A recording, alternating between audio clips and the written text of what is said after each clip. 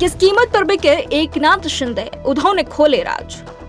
क्यों और कैसे बीजेपी ने शिंदे को खरीदा, विधायकों के बीजेपी ने लगाई थी क्या कीमत। उद्धव ठाकरे ने एकनाथ शिंदे और बीजेपी पर लगाए बड़े आरोप। शिवसेना का असली कार्यकर्ता अभी भी ठाकरे के साथ। करीब 8 महीने पहले शिवसेना में अचानक बगावत हो गई थी। एमवीए सरकार के मुखिया और शिवसेना चीफ उद्धव ठाकरे के नीचे से उनकी कुर्सी खींच ली गई। उद्धव के हाथ से सीएम पद ही नहीं गया, उनकी पार्टी ही जाती दिख रही है।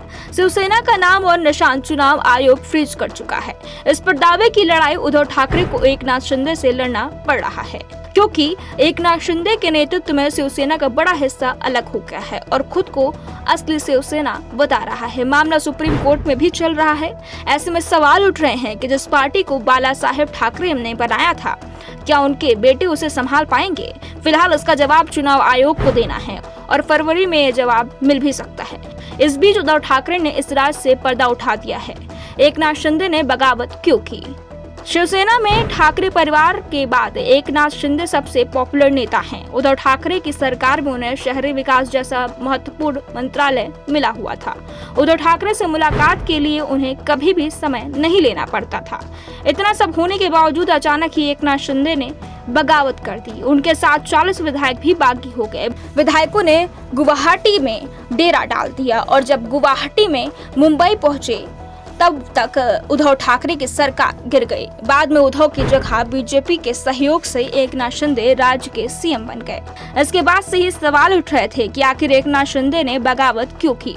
शिंदे गुट के नेता दावा कर रहे हैं कि उद्धव ठाकरे बाला साहब की नीतियों से भटक गए थे, जिस कारण उन्हें बगावत करनी पड़ी। तो दूसरी ओर उद्धव ठाकरे ने साफ कर दिया कि उन्होंने बाला साहब की नीति को नहीं छोड़ा है, बल्कि सत्ता के लालच में कुछ लोग जरूर उन्हें छोड़ गए। एकनाथ शिंदे की बगावत को लेकर उद्धव ठाकरे ने कहा, शिंदे गुट बिक गया है।